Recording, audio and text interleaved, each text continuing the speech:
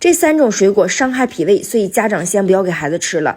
第一个是橘子，家长会觉得这种水果开胃效果不错，会经常买。孩子吃橘子吃多了容易上火，还会加速积食的问题，对于孩子脾胃伤害很大。第二个是榴莲，它属于热性水果，吃多了导致上火，容易出现口疮、便秘、大便干的情况。